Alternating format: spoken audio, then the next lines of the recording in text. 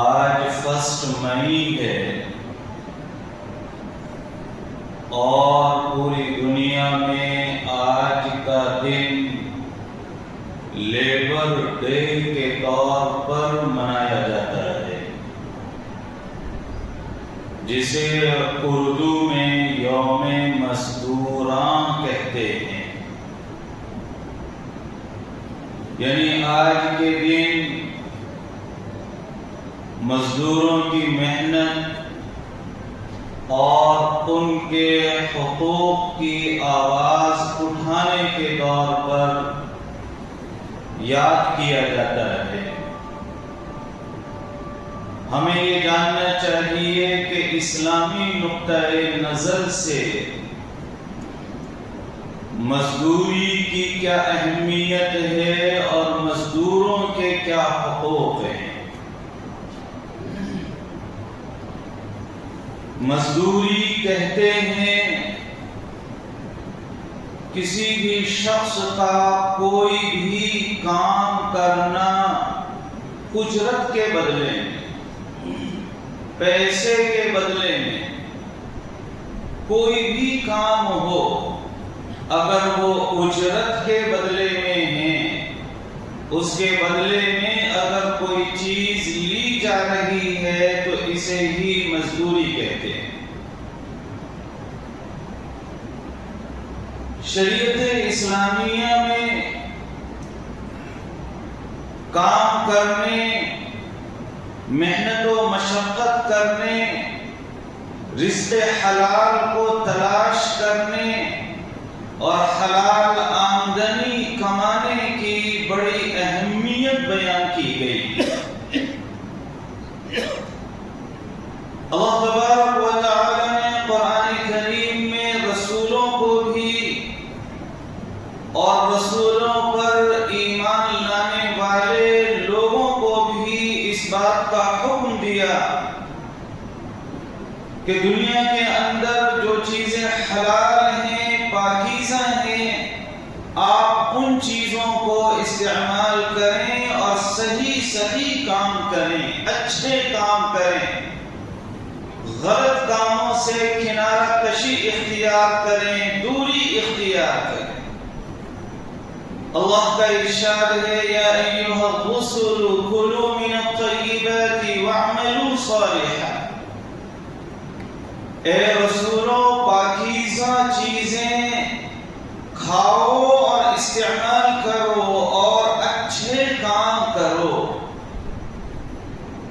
دوسری آیت کریمہ میں اللہ تبارک و تعالی نے یہی حکم ایمان والوں کو دیا ہے کہ ہم نے تمہیں جو پاکیزہ رزق عطا کیا ہے، پاکیزہ روزی اور حلال چیزیں عطا کی ہیں، آپ ان چیزوں کو استعمال کرو، انہیں کھاؤ اور اللہ کا شکر ادا کرو۔ اسی طرح سے ایک حدیث میں رسول اللہ صلی اللہ علیہ وسلم کا ارشاد گرامی ہے کہ انسان کے پیٹ میں جو لقمہ جاتا ہے، سب سے بہترین لقمہ وہ ہے جو انسان کے اپنے ہاتھ کی کمائی سے جائے۔ انسان خود کام کر کے جو آمدنی حاصل کرے اور اس سے جو اسے رزق اور روزی ملے اسے کھائے، یہ سب سے بہترین کھانا ہے، یہ سب سے بہترین لقمہ اور نوالا ہے۔ اور رسول اللہ صلی اللہ علیہ وسلم نے فرمایا کہ یہ کوئی عار کی چیز نہیں ہے۔ اللہ کے نبی داؤد علیہ السلام بھی اپنے ہاتھ سے کام کرتے تھے اور اپنے روزگار کے طور پر، اپنے گزارے کے طور پر اسی آمدنی کو خرچ کرتے تھے۔ لہذا محنت و مشقت کرنا اور حلال رزق حاصل کرنے کی جد و جہد کرنا، اسلام اس کی ہمت افزائی کرتا ہے۔ حوصلہ افزائی کرتا ہے، اسلام اس کی ترغیب اور تاکید کرتا ہے۔ یہاں تک کہ ایک حدیث میں رسول اللہ صلی اللہ علیہ وسلم نے ارشاد فرمایا کہ کسی شخص کے پاس اگر کوئی کام نہیں ہے، کوئی جاب نہیں ہے، تو وہ ایک رسی لے جنگل میں جائے، وہاں سے لکڑیاں کاٹے اور ان لکڑیوں کو لا کر یہاں معاشرے میں، بازار میں لا کر بیچے، اس سے جو آمدنی آئے اسے استعمال کرے۔ یہ بہتر ہے اس سے کہ آپ فلاں کو فون کر کے اس سے پیسے مانگے، فلاں سے پیسے مانگے، کوئی پیسے آپ کو دے اور کوئی بہانہ بنا دے اور کوئی صاف منع کر دے۔ دوسروں کے بھروسے، دوسروں کے ٹکڑوں پر پلنے کے بجائے اسلام اس بات کی تاکید کرتا ہے کہ آپ اپنے ہاتھ سے کمائیں، اپنی محنت، اپنی طاقت سے آپ رزق حاصل کریں، روزی حاصل کریں۔ دوسروں سے مانگنے سے بہتر یہ ہے کہ آپ جنگل جا کر وہاں سے لکڑیاں کاٹ کر لا کر بیچیں اور اس سے جو آمدنی ملتی ہے اس آمدنی کو استعمال کریں۔ جتنے انبیاء علیہم الصلوات والتسلیم اس دنیا میں تشریف لائے، تمام انبیاء نے کام کیا ہے، مزدوری کی ہے۔ ایک حدیث میں آتا ہے کہ مزدوری کی بکریاں چرائی ہیں۔ اس روئے زمین پر، اس پوری کائنات میں جتنی بھی مخلوق ہے اور جتنے بھی انسان ہیں، جس کیٹیگری کے بھی انسان ہو، جس طبقے کے بھی انسان ہو، انبیاء علیہم الصلوات والتسلیم سے بڑھ کر کوئی انسان نہیں ہو سکتا۔ انبیاء سے بڑا مقام و مرتبہ کسی کا نہیں ہو سکتا۔ نبیوں سے، رسولوں سے بڑا مرتبہ نہ دنیا کے اندر نہ آخرت میں کسی انسان کا ہو سکتا ہے۔ اس کے باوجود انبیاء علیہم الصلوات والتسلیم نے محنت کی ہے، مزدوری کی ہے، اپنے ہاتھ سے کمانے کی کوشش کی ہے۔ حضرت موسیٰ علیہ السلام کے بارے میں آپ نے 20ویں پارے میں پڑھا ہے کہ انہوں نے حضرت شعیب علیہ السلام کی بکریاں 10 سالوں تک چرائی۔ یہ جو حضرت موسیٰ علیہ السلام نے حضرت شعیب علیہ السلام کی بکریاں 10 سالوں تک چرائی ہے، یہ مزدوری تھی، یہ اجرت پر کام تھا۔ صحابہ نے رسول اللہ صلی اللہ علیہ وسلم سے دریافت فرمایا کہ یا رسول اللہ، کیا آپ نے بھی مزدوری کی ہے؟ کیا آپ نے بھی بکریاں چرائی ہیں؟ تو آپ صلی اللہ علیہ وسلم نے جواب دیا کہ جی، ہم نے بھی مکہ المکرمہ میں رہتے ہوئے فلاں قبیلے کی بکریاں چرائی۔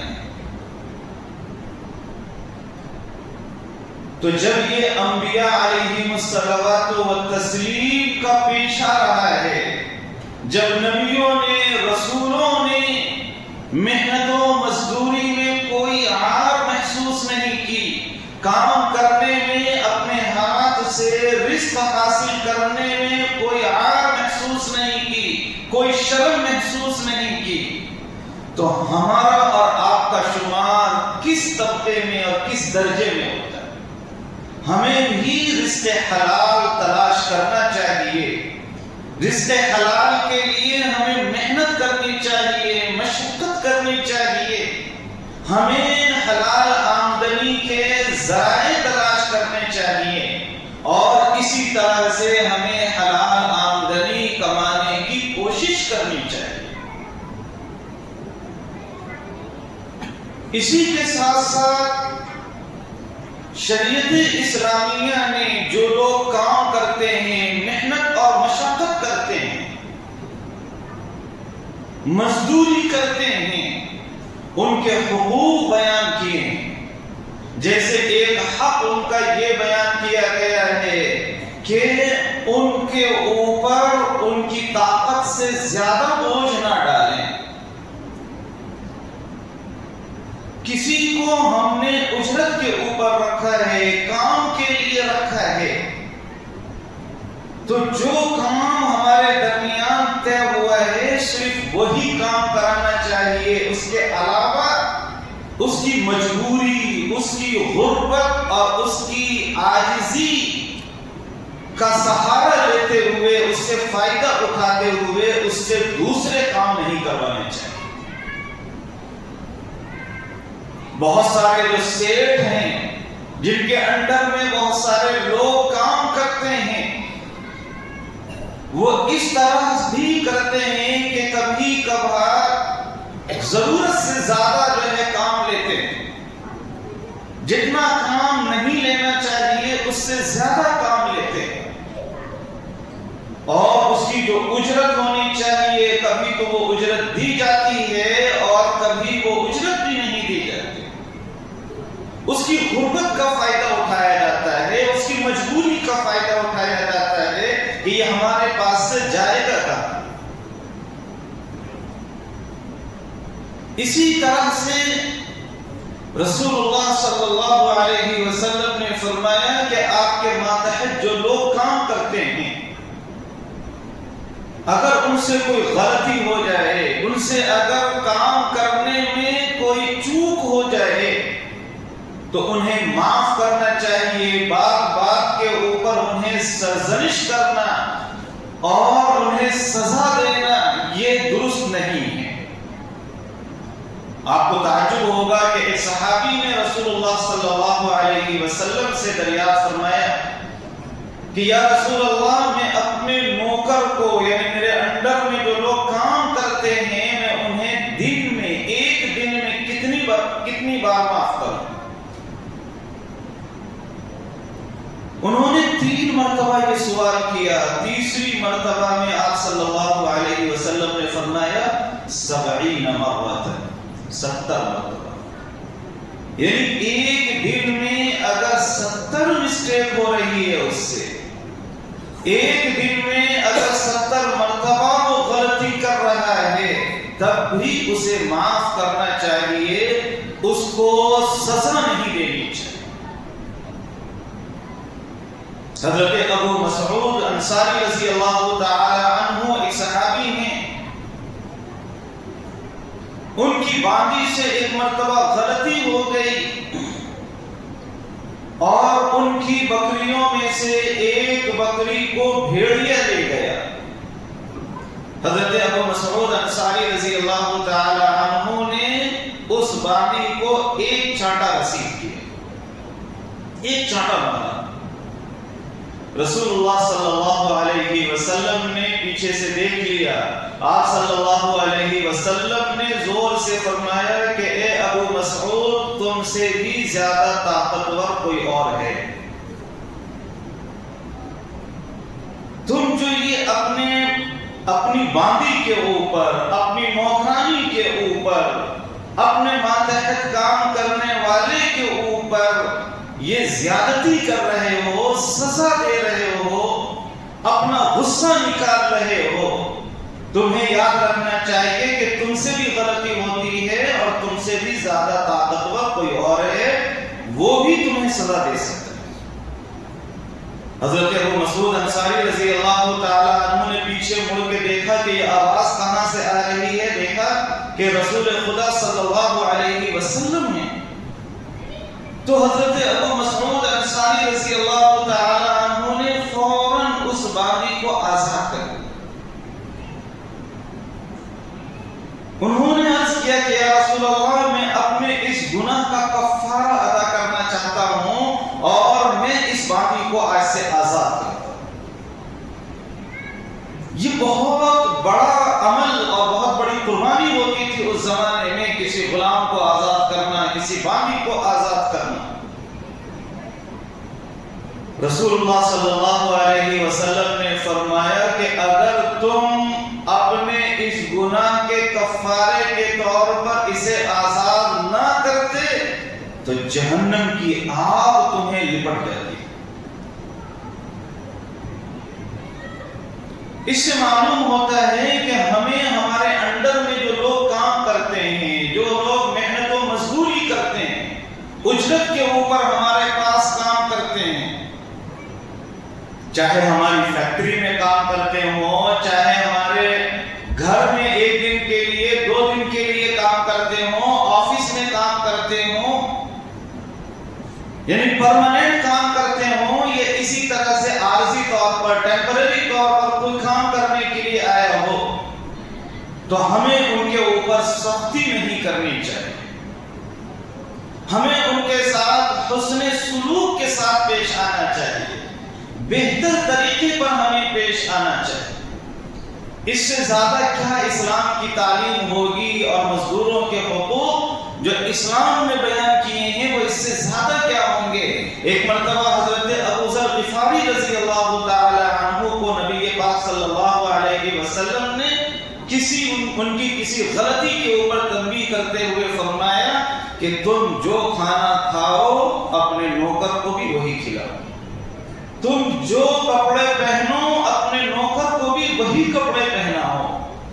چنانچہ حضرت ابو ذر غفاری رضی اللہ تعالی عنہ اور حضرت عبداللہ ابن عمر رضی اللہ تعالی عنہما، ان کا طریقہ اور ان کا معمول یہ تھا کہ سیم اپنے جیسے کپڑے بناتے تھے، اپنے نوکروں کے بھی اور اپنے غلاموں کے بھی۔ ایک مرتبہ کسی نے پوچھا، دیکھا کہ حضرت ابو ذر غفاری اور ان کے ساتھ جو ان کا خادم ہے، دونوں کے کپڑے بالکل سیم ہیں۔ کسی نے تعجب سے پوچھا کہ آپ نے اپنے نوکر کے کپڑے بھی ویسے ہی کیوں بنوائے؟ آپ اس کو کوئی معمولی کپڑا بھی بنوا سکتے تھے۔ تو انہوں نے رسول اللہ صلی اللہ علیہ وسلم کا یہی حکم انہیں سنایا کہ نبی صلی اللہ علیہ وسلم نے مجھے یہ حکم دیا ہے۔ آج ہے کسی کا حوصلہ اتنا بڑا، کسی کا دل اتنا بڑا ہے کہ اپنے جیسے کپڑے وہ اپنے ماتحت کام کرنے والوں کو پہنا ہے۔ ہم تو زکات بھی نکالتے ہیں نا، تو اس میں ایسی ساڑی دیتے ہیں کہ غریب بھی وہ ساڑی پہننے کو تیار نہیں، حالانکہ وہ ہمارا فریضہ ہے زکات دینا۔ اس میں بھی ایسی ساڑی، ایسے کپڑے کہ جس کو دے رہے ہیں وہ بھی اس کو آگے فارورڈ کرتے ہیں، وہ خود نہیں پہنتے، انہوں نے جس کو دیا ہے وہ اس کو اور آگے فارورڈ کرتے ہیں۔ کبھی کبھی تو یہ چین چلتی ہوئی دوبارہ وہی پہنچ جاتی ہے جہاں سے وہ ساڑی گئی تھی۔ یہ ہمارا طرز عمل ہے اور یہ ہمارا طریقہ ہے اور ہمارے نبی صلی اللہ علیہ وسلم کی یہ تعلیم۔ لہذا جو مزدور حضرات ہیں، جو محنت کش حضرات ہیں، ان کے حقوق کو ہمیں سمجھنا چاہیے۔ اسی طرح سے جس نے جتنا عمل کیا ہے، جتنا کام کیا ہے، آپ کا معاہدہ، آپ کا ایگریمنٹ جتنے پر ہوا ہے، کام کرنے کے بعد پوری اجرت اسے دینا یہ ضروری ہے۔ ہمارے پاس جائز کام کو بھی ہم اپنے طرز عمل سے ناجائز بنا لیتے ہیں۔ جائز کام کو جہاں سے جائز آمدنی ہو سکتی ہے، حلال آمدنی ہو سکتی ہے، اس کو بھی ہم اپنے طرز عمل سے ناجائز اور حرام کر لیتے ہیں۔ مثال کے طور پر جب ہم کسی سے کوئی کام لیتے ہیں تو ساری باتیں طے نہیں کرتے کہ یہ کام کتنے دن میں ہوگا، اس میں کتنا مٹیریل لگے گا، اس میں کتنا خرچہ آئے گا اور آپ کو کتنا ہمیں دینا ہے۔ ایک مبہم سی بات کر لیتے ہیں، ایک لمسم سی بات کر لیتے ہیں اور پھر بعد میں اختلاف پیدا ہوتا ہے۔ بعد میں وہ بیچارہ گتے دار جو ہے، وہ مزدور جو ہے، وہ پوچھتا ہے 5 لاکھ روپے دو، یہ سیٹ صاحب اس کو 2 لاکھ روپے دیتے ہیں۔ اب وہاں جو ہے تعلقات خراب ہوتے ہیں، معاملات خراب ہوتے ہیں، بات بگڑتی ہے۔ یہ بات کیوں بگڑی؟ اسی لیے بگڑی ہے کہ ہم نے پہلے معاملات طے نہیں کیے۔ حدیث میں آتا ہے کہ جب آپ کسی سے کام لیں تو پہلے معاملات طے کر لیں، کتنا کام ہے اور اس کی کتنی اجرت ہے، ایک ایک چیز طے کرنی چاہیے۔ اجرت طے کرنے کو، ایک ایک چیز یعنی معاملات کو صاف کرنے کو ہم یہ سمجھتے ہیں کہ آپسی محبت کے خلاف ہے۔ ہمارے تعلقات ہیں نا، ہم دو بہت زمانے سے ایک دوسرے کو جانتے ہیں نا، اس طرح کے ایک ایک چیز یعنی ہندی کی چندی کرنے کی کیا ضرورت ہے، لیکن جب وہ کام ختم ہو جاتا ہے اور پیمنٹ پورا نہیں ملتا تو یہی تعلقات ایک منٹ میں پتہ چل جاتا ہے کہ یہ تعلقات کتنے اچھے تھے۔ ایک منٹ میں معلوم ہو جاتا ہے کہ دونوں کے دلوں کے اندر کتنی محبت ہے۔ اسی طرح کی چیزوں سے بچنے کے لیے جھگڑے کو، فساد کو، اختلافات کو روکنے کے لیے شریعت نے یہ حکم دیا ہے کہ پہلے معاملات طے کرنے چاہیے، اور جب کسی نے کوئی کام کر دیا تو اس کو اس کی اجرت دینی چاہیے۔